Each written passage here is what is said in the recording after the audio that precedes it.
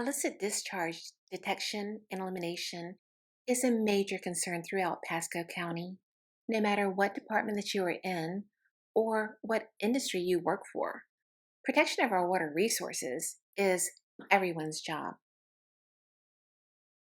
The Public Infrastructure Branch, Public Works Department, Engineering Division, and MPDS team are ultimately responsible for compliance of this illicit discharge program. NPDS stands for National Pollutant Discharge Elimination Systems and is a federal regulation and requirement and is directly associated with our stormwater permit. However, effective communication between government employees from other departments, such as fire and police, parks and recreation, fleet and facilities maintenance, to name a few, is also required. This includes the county's wastewater program to minimize sanitary sewer overflows into the stormwater system and potential discharge from other high-risk facilities and those that are responsible for spill prevention and response. During this presentation, we're going to look at these specifics: laws and requirements pertaining to stormwater management, discharges and how to recognize if one has occurred, reporting procedures, and exemptions.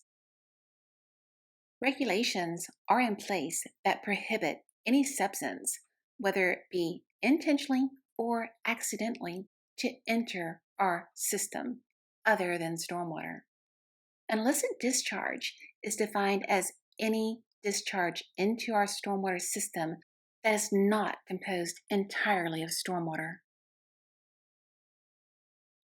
Set forth as a federal permit regulation by the Environmental Protection Agency back in 1990, it is now delegated to the state of Florida Department of Environmental Protection, who in turn delegates this regulation at a local level to municipalities.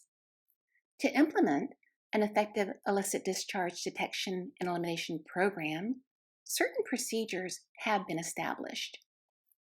Legal authority to take legal action to eliminate illicit discharges or connections, a stormwater management plan, and knowledge of how to detect discharges, and follow up with elimination activities, monitoring and tracking of those discharges.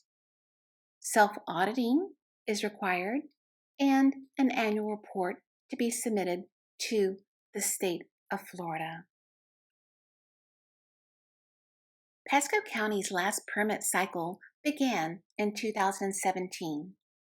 Each permit is in place for 5 years and is coming up on renegotiation with the Florida Department of Environmental Protection. At this point, although we have had a program in place, we are required to strengthen our legal authority to conduct inspections, monitoring, control of illicit discharges, connections and illegal dumping, and spills that connect to any portion of our MS4. Also, we have been required to create ordinances, permits, contracts for compliance, and gain legal action in order to do so, as well as a continuation of this process for these efforts.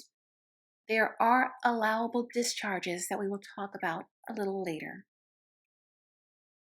The state requires that we take a proactive approach, which shall include the following: criteria for identifying priority areas and facilities, as well as a list of those areas, an annual schedule for inspections, tracing the source and removing the source of an illicit discharge, documenting the inspections and any enforcement activities, enforcement actions or referrals to the appropriate jurisdictional authority, identification of the staff, departments, outside entities responsible for performing the inspections and the enforcement activities, and a description of the resources allocated to implement the plan.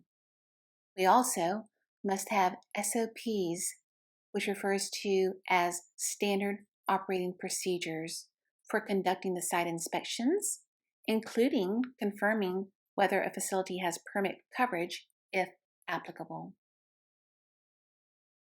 Pasco County's plan was submitted to the state of Florida Department of Environmental Protection a number of years ago.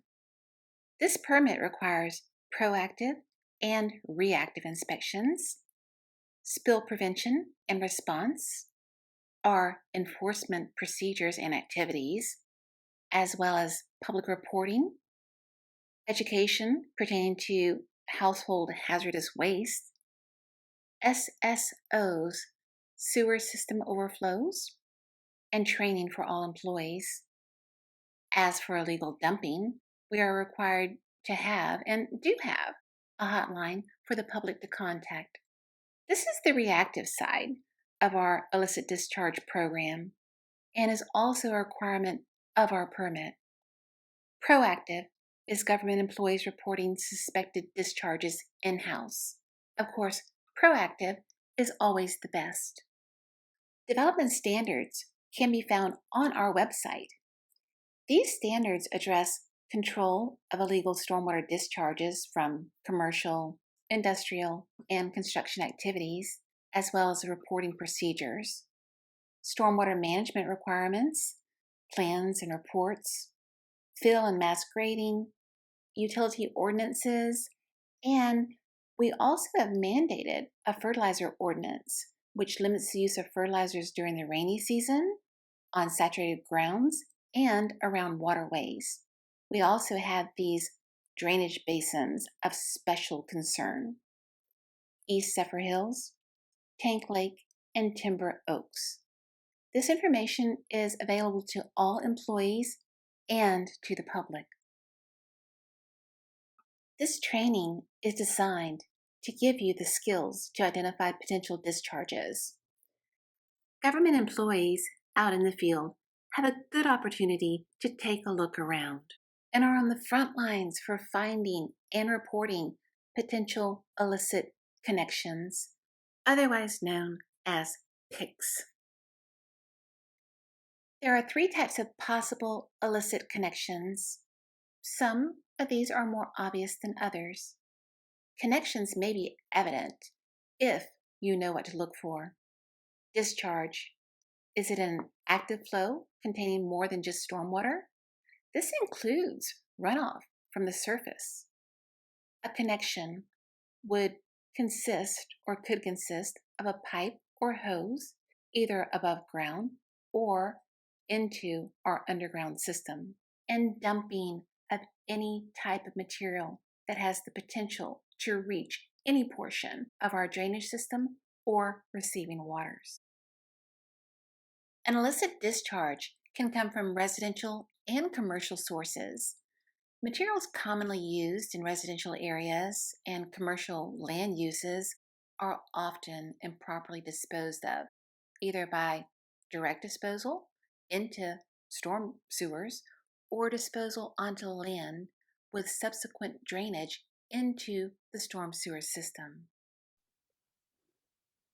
Some examples include, and are not limited to, throwing trash out of car windows, using public dumpsters or containers for disposal of all kinds of items, and allowing them to leak or overflow. That's why it's so important to have an effective public education program to inform our citizens how to identify and report suspected illicit discharges to the stormwater system, and also how to properly recycle or dispose of used oil, toxic materials, and other household hazardous waste. Most wanted are those who are doing something wrong and know that they are, but do it anyway. This shows a few obvious examples of problems to look for. Pasco County has signs posted in those areas that are prone to dumping, and also has hidden cameras in many locations. Even overwatering of landscaped areas can contribute contaminants to storm drainage systems during dry weather. Untargeted landscape irrigation is also an issue. Phosphates, nitrogen, high concentrations of pesticides are also expected to be associated with that irrigation runoff. Blowing grass clippings into inlets or out onto our streets. Recycling yard debris in a ditch or allowing it to go into an inlet or dumping it in an area where it doesn't belong. Nutrients can be washed into the MS4 carried by sediments, lawn debris, and pet waste. Left unreported, nutrients will cause algae growth, oxygen depletion, fish kills, and other major environmental impacts. When detergents enter the MS4, they will cause persistent suds and may form large foam mats. This will appear cloudy, gray, or a white color with a fragrant smell or no smell at all. Residential areas, cleaning companies, mobile cleaning companies especially, laundromats, hotels, car washes, and pressure washing of pavement and buildings are all common places to look. Direct spraying or washing down of impervious surfaces is another very common discharge. Toxic or hazardous materials are a big concern. If you see this iridescent sheen of hydrocarbons, it may be from runoff from parking lots and roadways, or it may be traceable back to some type of automotive facility. A gasoline smell you would recognize, and oil does not mix with the water. Spills from roadway and other accidents, leaky underground storage tanks, or secondary containment systems. It could also be a result of intentional dumping. The EPA estimates that over 250 million gallons of used oil are disposed of improperly on an annual basis, and half of that contributed by do-it-yourself automobile oil changes. One survey result showed that residents in an area indicated that approximately 35% disposed of used oil in the garbage can, 30% dumped it in their backyard, 8% poured it in storm sewers or storm drains, 7% actually returned it to a service station, 5% poured it on the road, and 3% took it to a town dump. Statistics did not say what the other 12% did with it. Maybe it was dumped directly into a ditch. The 3 pictures at the bottom shows exactly that. This is a result of only a 5-gallon pail of used motor oil that was dumped into one of Florida's drainage systems. It cost the county thousands of dollars to clean it up. Dumping used cooking oil. Restaurant employees and homeowners do this at times. Even businesses. The picture on the top right shows what 10,000 gallons of used cooking oil in a vacant lot looks like. That was a septic and plumbing company. They were required to take this for recycling, but decided to dump it there instead. Pouring grease into dumpsters or any liquids is a problem too. This is usually a yellow or brown color with a rancid smell. It clumps together and sometimes solidifies into a sticky, stringy substance. Sediment runoff from construction sites, dewatering, washing out concrete ready-mix trucks, sump pump discharges, even residential maintenance can not only end up in our storm systems, but may enter our water bodies and cause additional violations with other agencies such as the FDEP, EPA, and water management districts. Aged and overflowing sewer systems, septic tank discharge, typically grayish brown in color and a very strong smell. It may look a little foamy, and you can see small amounts of a grayish film on the surface of the water. RV parks, mobile home parks are also places of concern. Improper storage of all sorts of items can also lead to an illicit discharge. Again, there are many places to look. Spilled substances may drain into storm sewer systems on their own, be washed into storm sewer systems by subsequent rains, or maybe flushed into the system by well-meaning but ill-advised cleanup crews or citizens. Even where appropriate cleanup activities are initiated, a significant portion of a spill is usually non-recoverable. Regular field screening of outfalls for non-stormwater discharges needs to occur in areas determined to have a higher likelihood for illicit discharges and illegal connections. Proper investigation and enforcement procedures must be in place to eliminate the sources of the discharges as well. Finally, in order to adequately detect and eliminate sources of illicit discharges, both field and office staff must be properly trained to recognize and report the discharges to the appropriate authorities. A map of inventory and land use is necessary to determine what the substance might be. If you witness any of these things, you could be witnessing an illicit discharge. A natural color, intermittent. If it hasn't rained and you are seeing flow, that is a problem. Vegetation surrounding the outfall may show the effects of industrial pollutants. Decaying organic materials coming from various food product waste would cause an increase in plant life, while the discharges of chemical dyes could noticeably decrease vegetation. Direct connections refer to physical connections of sanitary, commercial, or industrial piping carrying untreated or partially treated wastewater to a separate storm drainage system.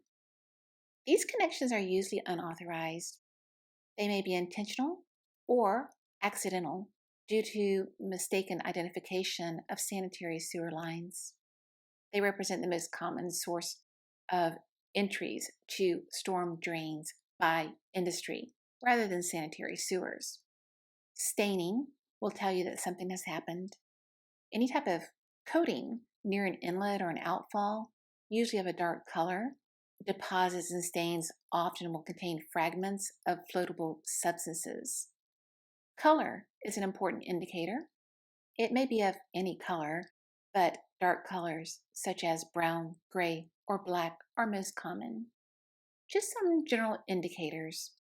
Brown or black could be from printing companies, metalworks, stone, concrete facilities, fertilizers, or petroleum.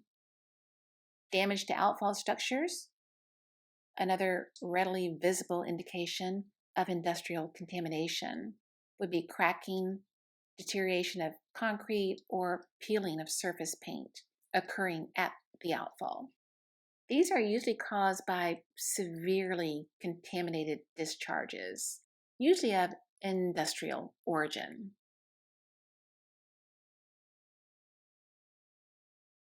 There is a lot more detail pertaining to visual observation and what the source may be.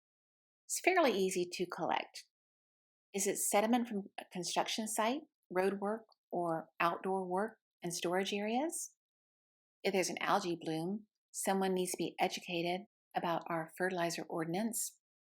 Failing septic systems can also be a result of this. Suds, typically numerous types of cleaning operations. Grease, look for nearby restaurants and their cleanup procedures. Homeowners are contributors too. Sewage may be failing septic systems or a direct connection.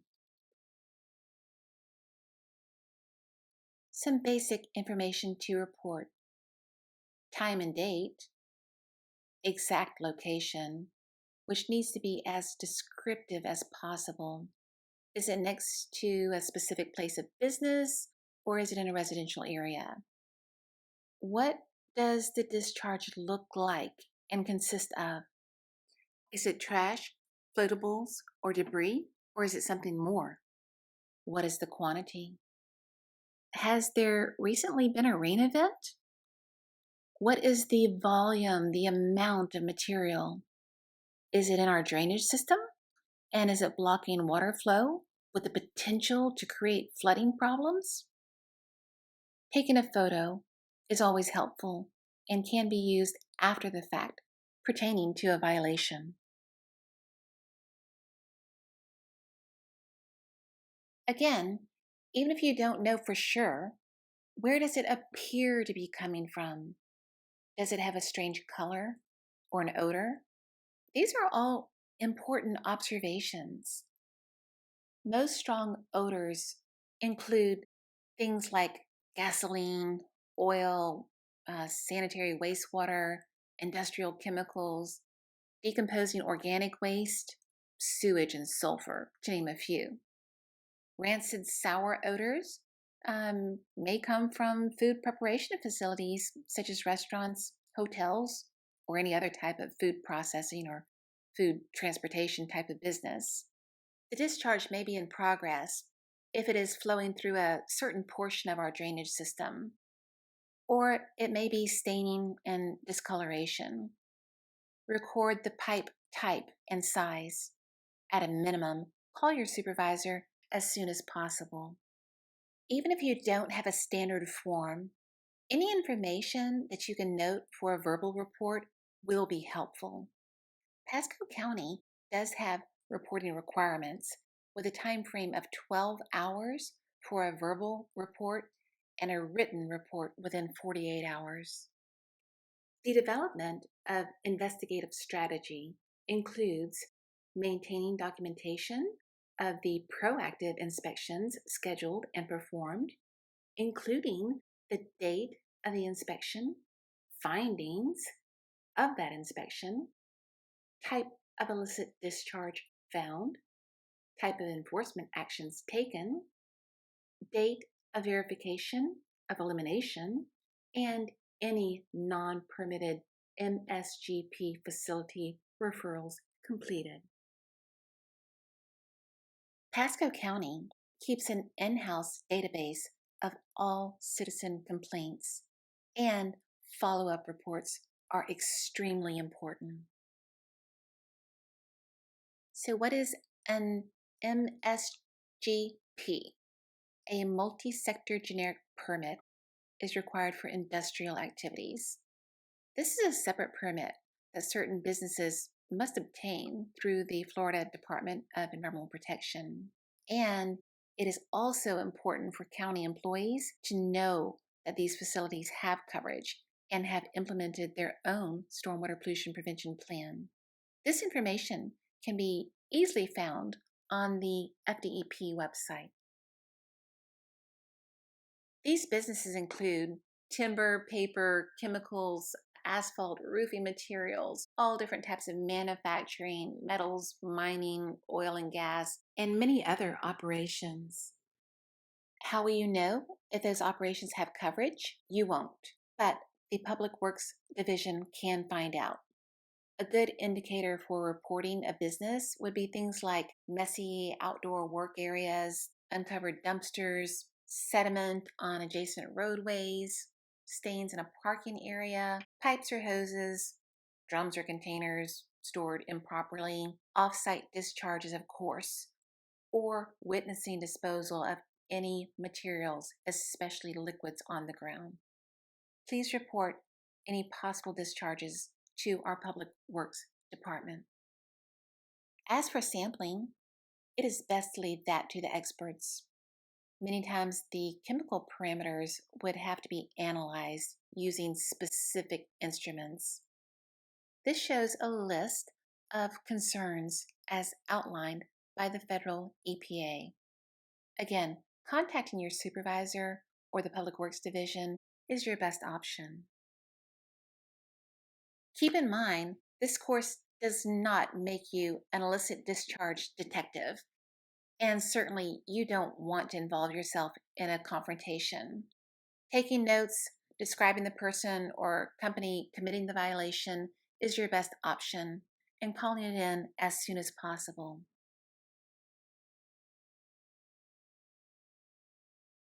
The Public Works Department within Pasco County will be the department notified and capable of responding. This shows the number and email address of the department or person you should contact. It is also good to be aware of what is not considered a violation. The items that you see here, non-stormwater discharges, may be allowed if they are not determined to be a significant source of pollutants. Waterline flushing, lawn and landscape irrigation, as long as it is targeted, individual residential car washing, most allow for that, uncontaminated groundwater through infiltration or dewatering, potable water, air-conditioned condensation, springs and flows from wetlands, street wash waters, discharges, or flows from emergency firefighting activities. Keeping pollution from reaching our natural resources is important to everyone and is not only for now, but for generations to come. Thank you for your time, dedication, and support for this program. We are counting on you to make a difference for all of us. If you would like more detailed information, in addition to the documents found on Pasco County's Public Works Department webpage, there are many resources available. This program was put together in conjunction with the Florida Department of Environmental Protection's Resource Manual, the Federal EPA's Program Improvement Guide for Government Agencies, and the Center for Watershed Protection's Illicit Discharge Detection and Elimination Guidance Manual.